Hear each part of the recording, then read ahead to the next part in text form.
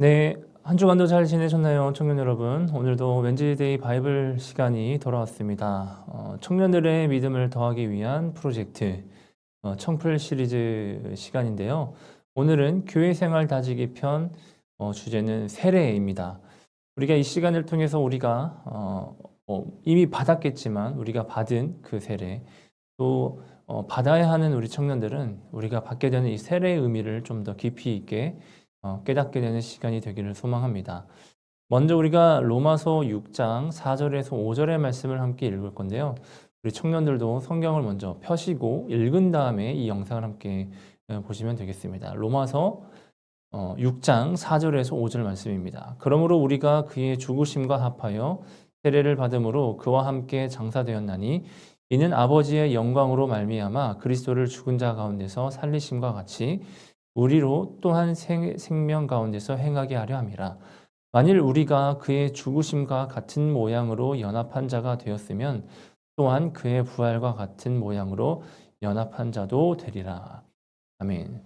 여러분, 우리는 예수님께서 십자가에서 죽으심으로 우리의 지난날의 모든 죄를 용서받았다는 사실을 우리는 잘 믿고 있습니다. 그런데 단순히 우리가 이것만을 복음이라고 생각한다면 더 나은 삶을 살 이유가 없을 것입니다. 왜냐하면 다 용서받았는데 굳이 왜 내가 선하게 살 필요가 있겠어라고 하는 생각을 갖게 되기 때문에 그렇습니다. 하지만 안타깝게도 이러한 믿음이요, 우리 가운데 또 많은 한국교회 가운데 퍼져 있는 것을 보게 됩니다. 그러다 보니 이 죄에 대한 심각성은 없고 회개를 하여도 삶의 변화가 없는 이 건성적인 회개만이 있을 뿐이죠. 심지어 이러한 농담을 하는 경우도 보게 됩니다. 죄를 더 짓고 은혜를 더 받자라는 말이 생겨나기도 한다라는 것이죠. 이는 로마서 5장 20절의 말씀, 죄가 더한 곳에 은혜가 더욱 넘쳤나니라고 하는 이 말씀을요, 잘못 이해했기 때문에 그렇습니다. 여러분, 이 말씀은 죄를 많이 지은 사람에게 은혜가 더 많이 넘친다라는 말이 아니라 내가 죽을 수밖에 없는 죄인임을 깨닫는 자에게 은혜가 넘친다는 의미입니다. 즉, 여러분, 이런 거죠. 극심한 갈증을 경험한 사람에게 주는 이 물 한 잔의 의미와 그런 경험이 전혀 없는 사람이 받게 되는 물 한 잔의 의미가 다른 것처럼 내가 죄인이라고 하는 사실을 깨닫게 될 때 하나님의 은혜의 진정한 값을 알게 된다라는 것입니다. 그러므로 우리가 십자가의 복음을 바로 믿으면 더 이상 죄를 지을 수 없는 것이죠. 그래서 사도 바울은요, 로마서 6장 2절의 말씀을 보면 이렇게 말합니다. 그럴 수 없느니라. 죄에 대하여 죽은 우리가 어찌 그 가운데 더 살리요? 라고 말씀하고 있죠. 우리는 단지 죄 사함을 받은 것이 아닙니다. 이미 죽었습니다. 우리가 죄에서 구원받은 길은 오직 죽는 것밖에 없다는 것이죠. 죄라고 하는 것은 우리의 노력을 통해서 이길 수 있는 것이 아닙니다.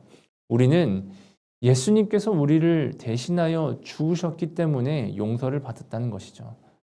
그뿐만이 아니라 예수님이 우리와 하나 되어 죽으셨음을 우리는 믿죠. 이 놀라운 은혜가 우리가 세례를 받게 될 때 경험하게 되는 은혜라고 하는 것입니다. 로마서 6장 3절의 말씀을 보면 무릇 그리스도 예수와 합하여 세례를 받은 우리는 그의 죽으심과 합하여 세례를 받은 줄을 알지 못하느냐라고 말씀하고 있습니다. 여러분, 세례는요, 지난날에 내가 죽고 예수 그리스도와 함께 살아남으로 예수님과 연합하여 한 몸이 되는 놀라운 기적입니다. 그래서 여러분, 침례를 받게 되면은 실제로 이 물에 온몸이 적셨다가 들어갔다가 다시 나오게 됩니다. 들어갈 때의 이것을 의미는 죽음을 의미하고요. 다시 올라오는 것을 부활을 의미합니다. 죽었다가 살아나는 것을 우리가 세례를 통해서 경험하게 되는 것이죠. 그래서 예수님이 죽은 것이 우리가 죽은 것이 되는 겁니다. 왜냐하면 우리가 예수님과 연합하여 하나가 되기 때문에 그렇죠. 그러나 많은 그리스도인들이 나는 안 죽었나 봐요 라고 말합니다. 자신이 죽은 것 같기도 하고 아닌 것 같기도 하다라는 것이죠. 그 이유는 죽으면 욕심도 없어지고 분노도 사라지고 예수님을 뜨겁게 사랑하게 될 것이라고 생각하기 때문에 그렇죠. 6절의 말씀을 보면은 예수님과 함께 죽은 것은 옛사람이라고 했는데 이것은 단순히 육신을 의미하는 것이 아닙니다. 옛사람은 육신의 종노릇하는 바로 우리의 자아를 의미하는 것이죠.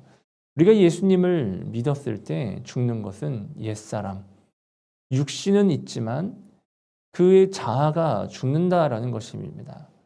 그러므로 죄의 욕망이 없어지는 것이 아니라는 것이죠. 그러면 옛사람이 죽어서 달라지는 것이 무엇일까요? 죄의 욕망은 그대로 있지만 더 이상 죄에 대하여 종노릇하지 않는 것입니다. 이는 죽은 자가 죄에서 벗어나 의롭다 하심을 얻었음이라라고 하는 이 7절의 말씀, 육신은 죽지 않았는데 자아가 죽었다는 것은 참 이해되기 어려운 일이 아닙니다. 한 가지 예를 들어보겠습니다. 결혼을 예로 들어볼 때 결혼을 하면요, 이젠 더 이상 무조건 내가 원하는 대로 할 수가 없습니다. 왜냐하면 나와 함께 살아가는 배우자가 생겼기 때문이죠. 배우자에게 순종하고 그 뜻을 맞춰가며 서로 사랑하며 살아가야 합니다. 그것은 결혼이 나의 자아의 죽음을 요구하고 있기 때문에 그렇죠. 결혼을 했는데도 불구하고 상대방을 배려하지 않는다면 그건 결코 올바른 관계가 될 수 없는 겁니다. 성경은요, 우리가 이러한 예수님과의 혼인 관계로 비유합니다. 이것은 예수님을 믿는 것이 자아가 죽는 것임을 정확하게 말해주는 비유인 것이죠. 여러분, 예수님을 믿는 것은 새 생명을 얻어서 영원히 예수님과 함께 살아가는 삶을 의미합니다. 그것이 참된 연합인 것이죠. 구원은 오직 믿음으로 받습니다. 그러나 무엇을 믿는지에 대한 문제가 남게 되는 것이죠. 죄 용서를 받았다는 것만으로 만족하는 것은 진정한 구원받은 자의 믿음이 아닙니다.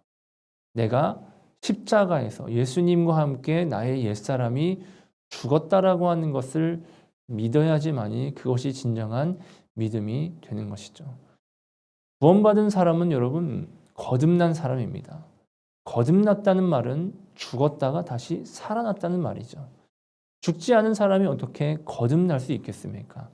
이처럼 옛사람이 죽었음을 믿는 것이 세례를 받은 우리의 믿음이라는 것이죠. 그래서 세례받은 자는 자신의 장례를 치르고 사는 사람과도 같다는 것입니다. 그러나 이 장례는 결코 슬픈 장례가 아니죠. 오히려 기뻐할 일입니다. 왜냐하면 죄의 종노릇하던 그 옛사람에 대한 장례식이기 때문에 그렇습니다. 여러분, 이제는 자신이 이미 장례식을 치렀음을 받아들여야 됩니다. 또한 단순히 죄 용서만을 받은 것이 아니라 내가 나의 옛사람이 죽었다라고 하는 것을 믿어야 된다는 것이죠. 그리고 이제부터 말 한마디를 해도 우리는 예수 그리스도 안에서 하고 있다는 사실을 우리는 기억해야 될 것입니다. 왜냐하면 우리 몸도 삶도 우리 것이 이제는 아니라 예수님의 것이 되었기 때문에 그렇죠. 여러분, 이처럼 세례를 통해서 새 삶을 시작할 때 우리의 삶의 모든 영역이 예수님 안에 거하게 되며 이 세상은 변하게 되는 것입니다. 여러분, 오늘 이 세례의 의미를 다시 한번 생각해 볼 때 세례라고 하는 것은요, 결코 교회에서 받으라고 했기 때문에 받는 것이 아닙니다. 진정한 나의 삶의 고백과 믿음이 바로 설 때 우리는 이 세례를 받을 수 있어야 되는 것이죠. 단순히 어떠한 종교적인 행위가 아니라 나의 옛사람이 죽고 예수 그리스도와 영원한 새 삶을 살아가는 의미이기 때문에 그렇습니다. 우리가 이 사실을 기억하면서 세례의 의미를 되새기고 또 세례를 받으셔야 되는 분들은 이런 마음의 자세를 가지고 세례를 받는 우리 청년들이 되었으면 좋겠습니다. 오늘 웬지데이 바이블 클래스 시간 여기서 마치겠고요. 다음 주에 또 새로운 주제로 만나도록 하겠습니다.